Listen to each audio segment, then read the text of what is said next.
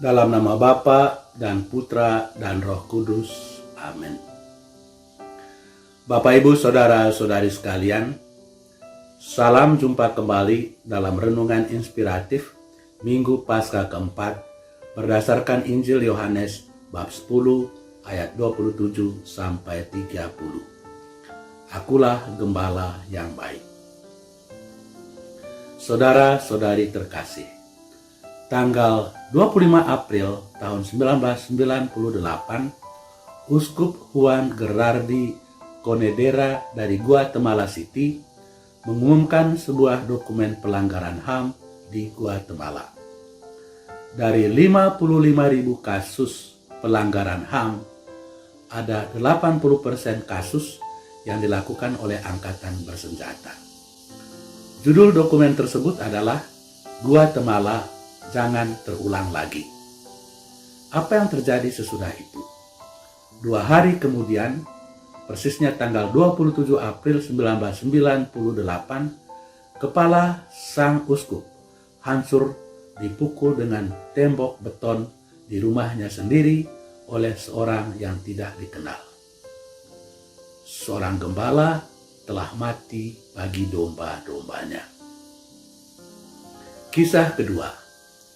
Dulu di El Salvador, Uskup Oscar Romero tidak henti-hentinya membela umatnya terhadap rezim yang sewenang-wenang. Tanggal 28 Maret 1980, ketika sedang merayakan Ekaristi Kudus, dia sekali lagi berkhotbah membela nasib umatnya yang mengalami banyak ketidakadilan. Pada waktu konsentrasi, terdengar pintu gereja dibuka. Seseorang masuk dan melepaskan tembakan ke arah Bapak Uskup. Uskup Oscar Romero terkapar di lantai altar ketika dia mengucapkan kata-kata konsekrasi, "Inilah darahku yang ditumpahkan bagimu." Seorang gembala telah mati untuk domba-dombanya. Saudara-saudari terkasih, kedua Bapak Uskup ini dan banyak contoh lain lagi kiranya bisa menjadi teladan dari gembala yang baik sebagaimana diinginkan oleh Yesus seperti terungkap dalam Injil hari ini. Domba-dombaku mendengarkan suaraku. Aku mengenal mereka dan mereka mengikuti aku. Aku memberikan hidup yang kekal kepada mereka dan mereka pasti tidak akan binasa selama-lamanya. Tugas Yesus sebagai gembala yang baik dijabarkan lebih lanjut dalam Injil Yohanes bab 10. Pertama, gembala yang baik mengenal domba-dombanya. Ia memanggil mereka dan mereka mengikutinya. Kedua, gembala yang baik menuntun mereka ke padang rumput dan ke sumber air. Ketiga, gembala yang baik selalu berusaha untuk membela kawanan domba terhadap serigala dan perampok yang menjarah. Dan keempat, gembala yang baik menyerahkan nyawa bagi domba-dombanya. Berbeda dengan seorang upahan yang tidak mempunyai kontak batin dengan domba-dombanya dan melakukan tugas penggembalaan semata-mata untuk mendapatkan upah, seorang gembala yang baik melakukan tugas penggembalaan karena dia mencintai kawanannya. Perbedaan itu akan terlihat semakin jelas kalau kawanan domba terancam bahaya. Dalam situasi berbahaya, seorang upahan akan melarikan diri dan membiarkan kawanan domba diterkam binatang buas. Tetapi seorang gembala yang baik akan berjuang menyelamatkan domba-dombanya itu.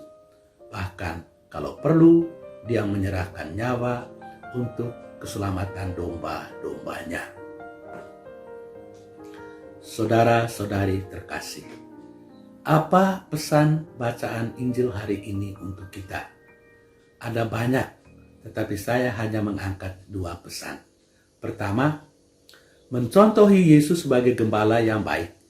Maka kita semua diharapkan untuk menjadi gembala yang baik, entah sebagai pastor, sebagai orang tua, sebagai guru, dokter, perawat, pejabat pemerintah, dan lain-lain, dengan mencintai orang-orang yang dipercayakan kepada kita, dengan mendoakan mereka, menghabiskan waktu bersama mereka, menyumbangkan bakat dan talenta kita untuk kepentingan mereka, melindungi mereka dari bahaya yang mengancam jiwa raga mereka. Kedua, kita hendaknya selalu berdoa untuk memohon gembala-gembala yang baik bagi gereja Tuhan. Karena semua uskup, imam, diakon, frater, bruder, dan suster berasal dari keluarga-keluarga, maka sudah sepatutnya keluarga-keluarga itu menjadi seminari pertama, tempat bertumbuhnya benih-benih panggilan. Dan mudah-mudahan dengan keluarga-keluarga seperti itu, semakin banyak orang yang terpanggil untuk menjadi imam dan biarawan-biarawati. Semoga Tuhan memberkati kita. Amin. Dalam nama Bapa dan Putra dan Roh Kudus. Amin.